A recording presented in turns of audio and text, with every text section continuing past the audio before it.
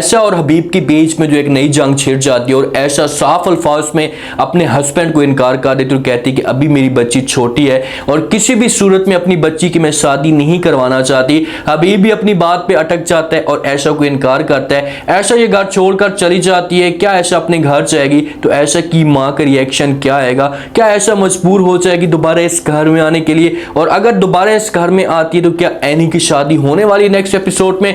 किस तरीके से ड्रामा ये जाकर इंटरेस्टिंग बनेगा, सब कुछ आज के शो में बताएंगे।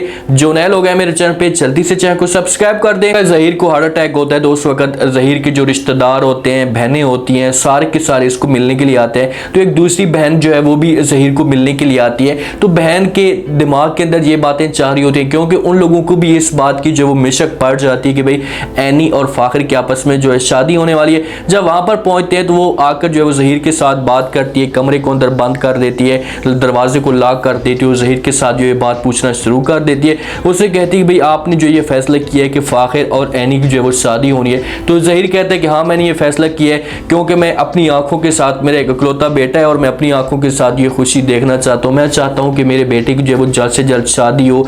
अगर शादी ना हो सकी और मैं यहाँ से चला गया तो मेरे जो दिल के अंदर मान रह जाएंगे। तो बहन ये बातें सुनती है तो वो ज़हीर को जवाब देती है। उसे कहती है कि भाई आप तो इस बात पे एग्री हैं और हबीब भाई भी इस बात पे एग्री है, लेकिन आपको क्या लगता है कि क्या ऐशा और समीना भाभी इस बात पे राजी हो जाएंगे? तो ज़हीर ये बातें सुनता है तो वो साफ अल्फाज में जो अपनी बहन को इनकार कर देता है क्योंकि बड़ा है और इसका कोई भी फैसला होता है वो अटल होता है, इसके फैसले पे कोई भी इनकार नहीं कर सकता। तो वो अपनी बहन को जवाब देता है। उसे कहते हैं कि भाई वो इनकार करें या ना करें, मेरा जो फैसला है वो यही होगा। मैं हर सूरत में अपने बेटे की जो शादी है वो एनी के साथ करवाऊंगा और जल्द जो मेरे बेटे की शादी होगी। तो बहन खुश होती है क्योंकि वो भी, उनका भी इस हिसाब से दिमाग नहीं होता, वो भी इस चीज़ को नहीं जानते कि भाई ये बच्ची अभी छोटी है और फाखिर भी अभी बच्चा है, तो इन दोनों की जो शादी है इस टाइम पे या इस उम्र में शादी करना मुनासिब नहीं है। ज़हीर कहता है कि ठीक है भाई अब जो कुछ भी होगा वो देखा जाएगा, लेकिन शादी जो है वो इन लोगों की फाइनल हो चुकी है। इस तरह की बातें कर रहे होते हैं कमरे के अंदर तो अपनी कज़न के साथ ये बात शेयर करती है कि भाई आपने जो है वो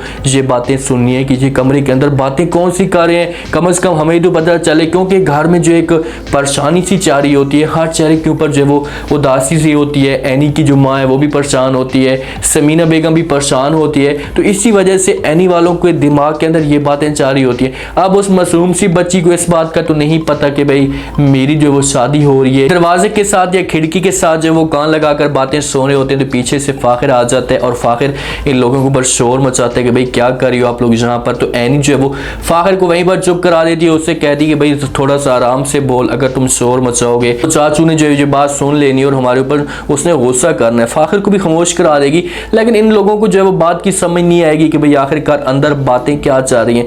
अब ऐशा जो है वो बार बार अपनी जिद पे अटकी हुई है। हबीब जो है उसे समझाने की कोशिश करता है, बार बार उसके पास जाता है, उसे प्यार से समझाता है। वो शोर नहीं मचाना चाहता, वो चाहता है कि ये बात भाई तक पहुंचे भी नहीं और सुकून के साथ ये मसला हल हो जाए। इसी वजह से वो जाता है ऐशा के पास, उसे समझाता है और कहता है कि भाई आप चाहे जो कुछ भी करें, हर सूरत में जो वो एनी की शादी जो वो फाखिर के साथ ही होगी क्योंकि भाई की जो एहसानात है हमारे ऊपर बहुत ज़्यादा है। आज जो कुछ भी मैं हूँ वो अपने भाई की वजह से हूँ, कभी भी मैं उसके एहसानात नहीं उतार सकता, इसी वजह से मैं इस रिश्ते से इनकार नहीं कर सकता। लेकिन ऐशा जो है वो इनकार करती है, उसे कहती है कि चाहे जो कुछ भी हो जाए मेरा भी ये फैसला है, एनी की जो शादी है वो नहीं हो सकती क्योंकि एनी अभी छोटी है, उसकी पढ़ने की उम्र है और मैं इस किस्म का जो है वो बड़ा फैसला नहीं कर सकती। जो बेटी है वो छोटी है। तो आगे से हबीब जवाब देता है, उसे कहता है कि भाई ने ये बात भी तो क्लियर की है कि वो उसकी जो है वो पढ़ाई की जिम्मेदारी उठाएगा, किसी किस्म की बीच में रुकावट नहीं डालेगा और वैसे भी जो फाखिर बेटा है ये हमारी आंखों के सामने रहेगा, देखा भाला है। तो जब भी किसी किस्म की कोई ऐसी हरकत करेगा, एनी के ऊपर जुल्म करेगा तो मैं इसके कांच खींच लूंगा, आपको डरने की जरूरत नहीं है। लेकिन ऐसा अभी भी जिद पे है, वो इनकार करती जा रही है और वो कहती है कि चाहे जो कुछ भी हो जाए ये रिश्ता नहीं हो सकता, थोड़ी सी उम्र गुजर जाए, मेरी बच्ची बड़ी हो जाए, उसके बाद भले आप लोग शादी करवा देना, मैं कोई इस किस्म का इनकार तो नहीं कर रही, मैं आप लोगों से जो वो वक्त मांग रही हूँ। ये बात ऐशा ठीक कह रही है हबीब के सामने, लेकिन हबीब अगर ये बात जाकर अपने भाई के साथ करता तो फिर जाकर बात बनती। अब ऐशा तो बात नहीं कर सकती। समीना ने भी समझाने की कोशिश की है, उसने भी अपने हस्बैंड के साथ ये बात शेयर भी की है, उससे कहा भी है, लेकिन उसने समीना को भी इनकार किया। हबीब और ज़हीर के बीच में ये बात चलती तो फिर ये टाइम लग जाता, हो सकता है बीच में जो वो वक्त आ जाता 2 साल 3 साल, तो फिर आराम के साथ ये बात फाइनल हो जाती। तो आगे से हबीब हबीब कहता है कि भाई तू अगर नहीं मानती तो मेरा ये फैसला सुन कि भाई अगर तू यहाँ से जाना चाहती तो जा सकती हो, क्योंकि ऐशा कहती है कि भाई अगर ये सब कुछ हुआ तो भाई ये घर छोड़कर चली जाऊंगी। तो हबीब कहता है कि भाई तू जाना चाहती तो चले जा, ऐनी की शादी मैं खुद ही करवा लूंगा, आपको परेशान नहीं होना, आपको पता भी नहीं लगेगा। ये भी चीज़ें कहते हैं कि भाई हमें जो है वो जेवर भी मिल जाएगा, हर चीज़ की कमी भी नहीं होगी, हमारे पास पैसे भी इतनी ज़्यादा नहीं है। हबीब ने तो अपनी जो है वो दूसरी लड़की को फंसा कर रखा हुआ है, सारी चीज़ें उसके ऊपर लुटा पे लुटा जा रहा है, उसे अपनी बेटी की कहाँ पे फिक्र होगी। इसे ऐसा इनकार करती है, उससे कहती कि भाई नहीं, अगर मैं ये घर छोड़कर गई तो मैं अपनी बेटी को और अपनी दूसरी बेटी को भी साथ लेकर चले जाऊंगी। ये फैसला करती है, वहाँ से अपना सामान सारा का सारा पैक करती है जो कुछ भी होता है, और उसके बाद बैग उठाती है, अपनी बेटियों को हाथ पकड़ती है और वहाँ से जाने लगती है। पीछे से समीना बेचारी आती है और शोर मचाने की कोशिश करती है, रोकती है, उससे कहती है कि भाई आप ऐसे इस किस्म का कदम ना उठाएं, मैं भी बात करूंगी, प्लीज़ आप मेरी बात को सुने। यहाँ पर दो पॉइंट्स पैदा हो सकते हैं कि अगर यहाँ पर ऐशा रुकती है तो उसके बाद हर सूरत में ऐनी की शादी होगी। अगर समीना इसे रोक लेती है, ऐसा लगता है कि समीना इसे रोकने की कोशिश करेगी, और अगर नहीं रोकती ये अपने घर जाएगी और जाकर अपनी माँ के साथ ये बातें शेयर करेगी। माँ भी तो जो है वो गई गुजरी है, वो भी कंजूस तरीन है कि ये हमारे पास रहेगी तो खर्चा जो होगा वो घर का बढ़ जाएगा, बोझ हमारे ऊपर आ जाएगा। तो इसी वजह से वो अपनी बेटी को पुश करने की कोशिश करेगी, उससे कहेगी कि भाई तो सही कह रहे हैं हबीब और ज़हीर, आप ऐसा करें कि अपनी बेटी की जो है वो शादी करवा दें, यही उम्र है, बाद में जो है वो बहुत सारे जो मसले आ सकते हैं, बहुत सारी परेशानियां आ सकती हैं, तो आप ऐसा करें कि जल्दी से अपनी बेटी की जो है वो शादी करवा दें। अब ये बातें ऐशा सुनती है तो अपनी माँ को जो वो रोकने की कोशिश करेगी, उससे कहेगी माँ जी आप ये कैसी बातें कर रही हैं, आपने मेरी ज़िंदगी तो बर्बाद कर दी है, आप मेरी बेटियों की ज़िंदगी तो बर्बाद ना करें।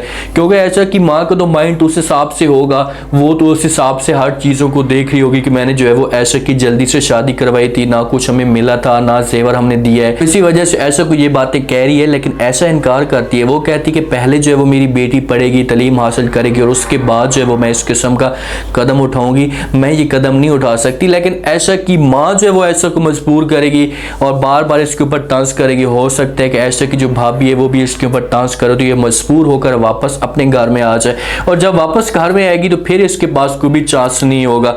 वहाँ पर अगर कुछ अर्सा रहती और कुछ वक्त गुजारती, हो सकता है कि ऐनी की तालीम जो है वो भी डिस्टर्ब हो रही हो, इसी वजह से भी मजबूर हो चुकी हो, और जब वापस आएगी तो उसके बाद ज़हीर वाले ये फैसला करेंगे कि चाहे जो कुछ भी हो जाए अब इसकी शादी होकर रहेगी। फिर ऐनी वालों को इस बारे में पता चलेगा, उन लोगों को फिर इस बात का अंदाज़ा हो जाएगा कि भाई हमारी जो है वो शादी हो रही है। फ़ाखिर और ऐनी एक दूसरे से दूर होना शुरू हो जाएंगे। अब जब भी जो है वो खेलते हैं, एक दूसरे के साथ गपशप करते हैं, तो माँ इनको देखकर जो है वो रोती हैं, उनको तरस आता है कि यार देखो कि इनके खेलने के दिन है, अभी ये आराम के साथ अपनी लाइफ को एंजॉय करते हैं, लेकिन अभी से हम इनके ऊपर जो है वो बोझ डाल दें शादी का, या किसी किस्म का प्रेशर डाल दें तो कितनी बुरी बात है। वो तो बेचारी रोकने की कोशिश कर रही हैं और वो हक पर भी हैं। ज़हीर को इस बारे में सोचना चाहिए कि भाई तू मरता है तो मर जा, माँ तो दिल के अंदर ना लेकर जा कि भाई मेरा इकलौता बेटा है और मैंने उसकी शादी करवानी है। अगर तूने अपने बच्चे की शादी करवानी है तो आगे से कोई बच्ची तू बड़ी देख, ये छोटी सी बच्ची है, 15-16 साल इसकी उम्र है, तू इसकी अभी शादी करवा रहे हैं, ये बात तो बहुत गलत है। शुरू हो चुकी है। आप देखना चाहिए कि ऐसा जीती है या हबीब या ज़हीर वाले जो है अपने मकसद में कामयाब हो जाते हैं। ज़हीर सिर्फ और सिर्फ, हबीब जो है वो सिर्फ और सिर्फ लालच की वजह से सब कुछ कर रहा है कि पैसा भी नहीं लगेगा और सारी चीज़ें जो हो जाएंगी और हमारे सामने भी बेटी रहेगी, और आखिरकार जो ये सब कुछ आज हुआ है या जो कुछ भी मेरे पास है ये अपने भाई की वजह से है, तो इसी वजह से वो ये कदम उठा रहा है। उम्मीद है आज का रिव्यू, आज का ये टीजर आप लोगों को पसंद आया होगा। आपने कमेंट सेक्शन में अपनी कीमती लास्ट में बताएगा आपको क्या लगता है कि क्या नेक्स्ट एपिसोड में ऐनी की जो शादी है वो हो जाएगी फ़ाखिर के साथ, जिस हिसाब से ऐशा घर छोड़ कर गई तो किस तरीके से ये ऐशा को दोबारा इस घर में लेकर आएंगी, ये सब आपने बताना है। और चैनल को लास्ट पे सब्सक्राइब कर दें, अपना खास ख्याल करें, दुआ में याद रखें। मुझे इजाज़त, अल्लाह।